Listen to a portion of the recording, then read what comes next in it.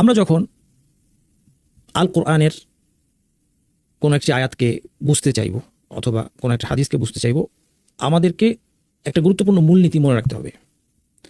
আর তা হলো, আল কোরআনের সকল আয়াত এবং সকল বিশুদ্ধ হাদিস অর্থাৎ সুন্নাহ, এই সবটা মিলে একটা বক্তব্যের মতো।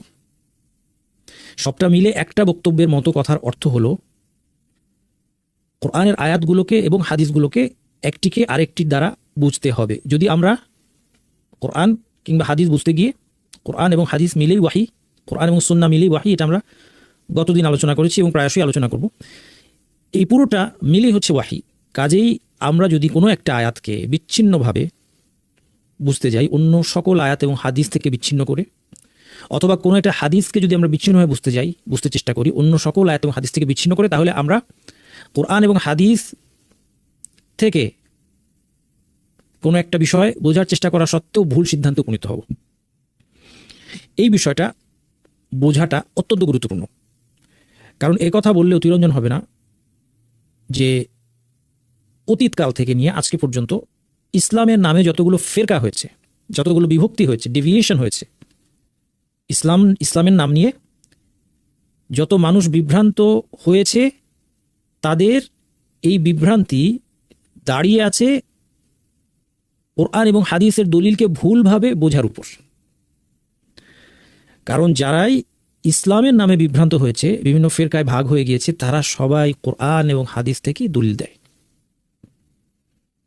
তাদের সবাই কোরআনের কোনো না কোনো আয়াত কিংবা কোনো না কোনো হাদিস থেকে দলিল দেয়, কিন্তু সেটাকে তারা অন্য সকল আয়াত এবং হাদিস, বরং বলা যায় আরও সুস্পষ্ট আয়াত এবং সুস্পষ্ট হাদিস থেকে বিচ্ছিন্ন করে নিয়ে নিজেদের তারা যেই মতটা প্রতিষ্ঠা করতে চাচ্ছে সেই মতের পক্ষে দলিল হিসেবে উপস্থাপন করে। এটাই হচ্ছে সকল বিভ্রান্ত দলগুলোর বিভ্রান্তির পক্ষে দলিল, বিভ্রান্তি টিকিয়ে রাখার মাধ্যম। আমি যদি একটা জাগতিক উদাহরণ দিই, আমি ধরা যাক একটা অফিস চালাচ্ছি বা একটা কোম্পানি চালাচ্ছি। আমি আমার ম্যানেজারকে ডেকে বললাম যে দেখো, ঈদের আগে কাউকে তুমি ছুটি দেবে না, কোনোভাবেই সাপ্তাহিক ছুটির বাইরে কেউ যেন কোনো ছুটি না নেয়। আজকে কোনো কারণে এই কথাটা শেষ হয়ে গেল। আগামীকাল আবার একটা কথা প্রসঙ্গে তাকে আমি একই কথা বললাম যে তোমার স্মরণ আছে তো, কাউকে কিন্তু ছুটি দেওয়া যাবে না ঈদের আগে, অবশ্যই ইমার্জেন্সি কোনো কেস থাকলে সেটা আলাদা। কেউ হঠাৎ জরুরি অসুস্থ হয়ে পড়তে পারে অথবা অন্য কোনো ইমার্জেন্সি থাকতে পারে। আর বিভিন্ন সময়ে বারবার বলা হয়েছে যে আমাদের এই প্রতিষ্ঠানের একটা নিয়মকানুন, একটা তালিকা আছে, রুলসের একটা চার্ট আছে, সেই চার্টটা সবসময় ফলো করতে হবে। এবং সেখানে ধরা যাক লেখা আছে যে কোনো কর্মচারীর যদি কোনো আদালতে কোনো জরুরি মামলা মোকদ্দমায় হাজিরা দিতে হয়, তাহলে অবশ্যই সে ছুটি পাবে। তাহলে এই তিনটা রুলস মিলে আমাদের কমপ্লিট রুলটা পাওয়া গেল। এটা আমি বলছি যে মানুষের বক্তব্যের ক্ষেত্রে কী হয়। এখন ধরা যাক আগামীকাল এই ম্যানেজারের কাছে এসে একজন কর্মচারী ছুটি চাইলো যে আমার জরুরি দরকার, ইমার্জেন্সি, কি আমাকে একটা জমি জমা সংক্রান্ত মামলায় আদালতে হাজিরা দিতে হবে। এখন যদি ম্যানেজার বলে দেয় যে না, স্যার বলেছেন ঈদের আগে কোনোভাবেই ছুটি দেওয়া যাবে না, তাহলে নিঃসন্দেহে আমি যখন এর পরবর্তীতে এই ম্যানেজারের সম্মুখীন হবে, তাকে আমি তিরস্কার করব। আমি তো বলেছি ঈদের আগে কেউ ছুটি নিয়ে বেড়াতে যেতে পারবে না বা এই ধরনের, যেটা খুব প্রয়োজনীয় কিছু না, কিন্তু তোমাকে তো এটাও বলেছিলাম যে অসুস্থতা বা জরুরি কোনো ইমার্জেন্সিতে কেউ ছুটি পাবে। আর এছাড়া আমাদের অফিসের রুলসের মধ্যে তো লেখাই আছে যে আদালতে হাজিরা দেওয়ার জন্য যে কেউ ছুটি পাবে। তাহলে তুমি কেন আমার একটা কথাকে রাখলে আর বাকি কথাগুলো খেয়াল করলে না? এই জন্য আপনারা দেখতে পান অনেক মানুষ যখন কারোর বিরুদ্ধে যখন দেখবে যে অপপ্রচার হচ্ছে, সে কি বলে যে আমার বক্তব্যকে খণ্ডিতভাবে উপস্থাপন করা হয়েছে। মানুষ এটা কখনো মেনে নেয় না। আল্লাহ সুবহানাহু ওয়া তাআলার ক্ষেত্রে এই বিষয়টা আরও অনেক বেশি পরিমাণে প্রযোজ্য। আল্লাহ সুবহানাহু ওয়া তাআলার বক্তব্যকে কখনোই খণ্ডিতভাবে নেওয়ার কোনো সুযোগ নেই। আমি আপনাদের সামনে দুইটা আয়াত নিয়ে আসছি এই মূলনীতিটাকে বোঝানোর জন্য। এবার আল কোরআনের দুইটা আয়াত নিয়ে আমি আপনাদেরকে উদাহরণ দিব যে যদি কেউ কোরআনের একাংশকে অন্য অংশ দিয়ে এবং হাদিসের মাধ্যমে একটাকে আরেকটার আলোকে ব্যাখ্যা না করে, তাহলে একটাকে যদি আরেকটার আলোকে ব্যাখ্যা না করে, তাহলে সে কি হবে? সে বিভ্রান্ত হয়ে যাবে। আল্লাহ সুবহানাহু ওয়া তাআলা বলেছেন, দেখেন প্রথম আয়াতটা, ইন্নাল্লাহা লা ইয়াগফিরু আন ইউশরাকা বিহি, যার অর্থ হচ্ছে আল্লাহ সুবহানাহু ওয়া তাআলা শিরকের অপরাধ ক্ষমা করেন না। দ্বিতীয় আরেকটা আয়াত দেখুন, ইন্নাল্লাহা ইয়াগফিরুয যুনুবা জামিআন, আল্লাহ সকল পাপ ক্ষমা করেন। এখন ধরা যাক আপনি শুধু একটি আয়াত দিয়ে আপনি দলিল দিচ্ছেন, নিশ্চয়ই আল্লাহ তার সাথে শিরক করাকে ক্ষমা করেন না। একজন অবিশ্বাসী 50 বছর ধরে শিরক করেছে, এখন সে আপনার কাছে আসলো যে আমি ইসলাম গ্রহণ করতে চাই, আপনি তাকে বলে দিলেন আল্লাহ তাআলা শিরক করাকে ক্ষমা করেন না, কাজে তুমি ইসলাম গ্রহণ করে লাভ নাই। আরেকজন এই দ্বিতীয় আয়াত পড়েছে, নিশ্চয়ই আল্লাহ সকল পাপ ক্ষমা করেন। তখন তার কাছে একজন এসে বলল যে আমার মা বাবা শিরকের উপর মারা গিয়েছে, আমি তাদের জন্য আল্লাহর কাছে কান্নাকাটি করে দোয়া করবো, তারা শিরক করতে করতে মারা গিয়েছে, তাদেরকে ইসলামের দাওয়াত দিয়েছে কিন্তু তারা ইসলাম গ্রহণ করে নাই। আপনি বলে দিলেন যে না, হতাশ হও না, আল্লাহ সুবহানাহু ওয়া তাআলা সকল পাপ ক্ষমা করেন, তুমি তাদের জন্য দোয়া করতে থাকো, আল্লাহ তাদেরকে হয়তো ক্ষমা করে দিবেন। এই দুই জায়গাতেই, এই দুই ক্ষেত্রেই একটি আয়াত বিচ্ছিন্নভাবে নিজের মতো করে বোঝার কারণে কি হলো, ভুল সিদ্ধান্ত চলে আসলো। যখন এই দুটার সমন্বয় করা হবে এবং সকল আয়াতের সাথে মিলিয়ে দেখা যাবে, তখন জানা যাবে যে প্রথম আয়াতটা তাদের জন্য প্রযোজ্য যারা শিরক করতে করতে মারা গিয়েছে, তওবা করে নাই, আর দ্বিতীয় আয়াতটি তাদের জন্য প্রযোজ্য যারা তওবা করে নিয়েছে, তওবার দ্বারা আল্লাহ সকল পাপ ক্ষমা করে দেন। আর প্রথম আয়াত যে শিরকের অপরাধ আল্লাহ ক্ষমা করবেন না, কখন? যদি শিরক করতে করতে তওবা না করেই সে শিরকের উপর মৃত্যুবরণ করে, সে তওবা করে নাই, সে সত্যকে জানতে পেরেছে কিন্তু তারপরেও সত্যকে প্রত্যাখ্যান করেছে, তওবা না করে মারা গেল, সে শিরকে লিপ্ত ছিল, এই অপরাধ আল্লাহ ক্ষমা করবেন না। আর সকল পাপ আল্লাহ ক্ষমা করেন কাকে? যে তওবা করে নেয়। তাহলে এই দুটো যদি একসাথে আমরা সমন্বয় করি, তাহলে আমাদের কমপ্লিট পিকচারটা আমরা পেয়ে গেলাম যে মৃত্যু পর্যন্ত তওবার দরজা উন্মুক্ত। এমনকি শিরকি কুফরি কাজ যদি হয়, কেউ যদি অমুসলিমও থাকে, সারা জীবন অমুসলিম থেকে শেষ জীবনে এসে ইসলাম গ্রহণ করতে চায়, তার জন্য সে দরজা খোলা আছে তওবার মাধ্যমে, অর্থাৎ ইসলাম গ্রহণের মাধ্যমে। ইসলাম গ্রহণটাই তার জন্য তওবা হিসেবে গণ্য হবে। ইসলাম গ্রহণের মাধ্যমে সে আবার নতুন খাতা শুরু করতে পারবে এবং এখন তার এমনকি শিরকের অপরাধ ক্ষমা হয়ে যাবে। এমনকি কেউ যদি ইসলাম গ্রহণের পরে মুরতাদ হয়ে যায়, রিদ্দা, এবং তারপরে যদি সে আবার তওবা করে নেয়, সেই তওবা তো আবার ইসলাম গ্রহণ করে, সেটার সুযোগও আছে। শতবার পাপ কাজ করলেও তার ফিরে আসার সুযোগ আছে, সেটা যত বড় অন্যায় হোক, যদি তওবা করে, তওবার শর্তে।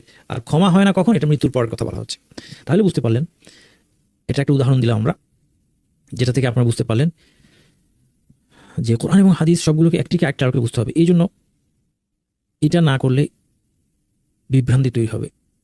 এবং যে কথা বলেছি, ইসলামের নামে বিভ্রান্ত সকল ফিরকা তারা ঠিক এই কাজটি করে। আপনাদের সামনে একটা উদাহরণ দিই। একজন প্রশ্ন করেছেন মুরতাদ মিনিং কি? মুরতাদ মিনিং হচ্ছে ধর্মত্যাগী। কেউ যদি ইসলাম গ্রহণ করার পরে ইসলাম ছেড়ে দেয়, আল্লাহ আমাকে হেফাজত করুন, মাফ করুন, ইসলাম গ্রহণ করার পরে সে ইসলামকে ছেড়ে দিয়েছে, ইসলাম ছেড়ে দেওয়া অনেকভাবে হতে পারে। ইসলাম ভঙ্গকারী কোনো কাজ করে ফেলেছে। আমরা আজকে জ্ঞানের অভাবে মানুষ ইসলাম ভঙ্গকারী অনেক কাজ অহরহ করছে। হয়তো সে ইসলামের কোনো একটা কিছু নিয়ে ঠাট্টা বিদ্রুপ করছে, তার ইসলাম ভঙ্গ হয়ে যাচ্ছে, সে টের পাচ্ছে না। সালাত পরিত্যাগকারীর ব্যাপারে সাহাবীগণ মনে করতেন যে সালাত পরিত্যাগকারী আর ইসলামের গণ্ডির মধ্যে নাই, অথচ আমাদের জন্য সালাত পরিত্যাগ করা কোনো ব্যাপারই না। মুসলিম হতে হলে সালাত আদায় করা লাগে না। রাসূলুল্লাহ সাল্লাল্লাহু আলাইহি ওয়াসাল্লামের যুগে মুসলিম পরিচয় ধরে রাখার জন্য মুনাফিক তাকেও মসজিদে আসতে হতো, আর আমাদের মসজিদ তো আসার দরকারই নাই। এমনকি সালাত আদায় না করলেও জন্ম পরিচয় যদি মুসলিম থাকে, পাসপোর্টে মুসলিম থাকে, তাহলে মুসলিম, সে মুসলিম সমাজে বসবাস, বিয়ে শাদী সবই করতে পারছে, যদিও বা এক ওয়াক্ত সালাত আদায় না করে। কিন্তু তাবেঈদের থেকে আমরা বক্তব্য পাই যে সাহাবীরা তাকে মুসলিম মনে করতেন না, এবং এর জন্য এর সপক্ষে শক্তিশালী দলিল আছে। এই জন্য এই মতটা অত্যন্ত শক্তিশালী যে সালাত পরিত্যাগকারী আর মুসলিম থাকে না, সাংঘাতিক ব্যাপার, রিদ্দা। এমনিভাবে আরও অনেকভাবে ধর্মত্যাগ হতে পারে, যেটা আজকে আমাদের জ্ঞানের অভাবে কিন্তু আমাদের জানা নাই। কিন্তু যে কথা আমি বলছি, আমার আলোচনা আজকে ধর্মত্যাগ নিয়ে না। আমি যেটা বলতে চাচ্ছি, উদাহরণের মধ্যে যেটা আপনাদেরকে দেখাইলাম, সেটা হচ্ছে এই দুইটা আয়াতের যদি সমন্বয় সঠিকভাবে করা হয়, তাহলে অর্থ এটাই দাঁড়াবে যে এমনকি ধর্মত্যাগের মতো অপরাধ এটাও আল্লাহ ক্ষমা করবেন। ধর্মত্যাগ করার পরেও সে কি ইসলামে ফিরে আসার সুযোগ আছে? যে কথা বলছিলাম যে এই যে বিভ্রান্তির, এবার একটা উদাহরণ দিই আপনাদেরকে। কোরআনি নামে একটা সম্প্রদায় আছে, এদের কথা আমি বারবার বলি। আপনারা বলছেন উস্তাদ কোরআনিদের কথা এতবার বলেন কেন? তার কারণ আছে। তার কারণ হচ্ছে এদের দ্বারা অনেকে বিভ্রান্ত, এবং তাদের নাম কোরআনি হলেও তারা বলে যে আমরা শুধু কোরআন মানি। আমি একটা ফুল লম্বা দীর্ঘ ভিডিও আমার আছে, আমার চ্যানেলে আপনারা দেখবেন, এটা আপনাদের কাজে লাগবে ইনশাল্লাহ। যে কেউ যদি বলে যে আমি শুধু কোরআন মানি, হাদিস মানি না, তাহলে সে আসলে কোরআনকে অস্বীকারী। কাজে তার নামটাই ভুল, কোরআনি নামটাই ভুল। কিন্তু এখন আলোচনার সুবিধার্থে তাকে এই নামকরণ করলাম, ধরা যাক। আসলে সে কোরআনকে অস্বীকারী, কিন্তু তার নামটা কোরআনি, নামটা সুন্দর। অনেক সময় বিভ্রান্তির নামটা সুন্দর হয়। তার পক্ষেও আল কোরআনে দলিল আছে, সে আল কোরআন থেকে দলিল দেয়, মা ফাররাতনা ফিল কিতাবি মিন শাই। দেখেন এই আলোচনাটাও কাজে লাগবে। হ্যাঁ, আমরা আজকে সূরা বাকারা 6 এবং 7 নম্বর আয়াত বোঝার জন্য একটা ফাউন্ডেশন দিচ্ছি আপনাদেরকে, এবং এই ফাউন্ডেশনটা আল কোরআনের সমস্ত আয়াত বুঝতে গিয়ে আপনাদের খুব কাজে দিবে ইনশাআল্লাহ সারা জীবন, এবং হাদিস বুঝতে কাজ দিবে।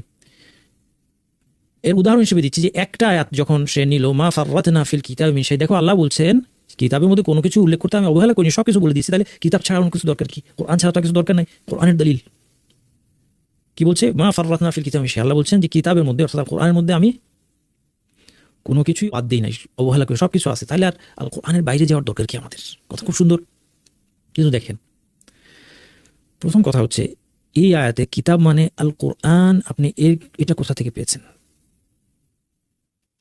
কারণ আপনি তো কোরআন ছাড়া কোনো কিছু মানেন না, কাজেই কোনোভাবেই আপনি প্রমাণ করতে পারবেন না যে এখানে কিতাব মানে যে কোরআন।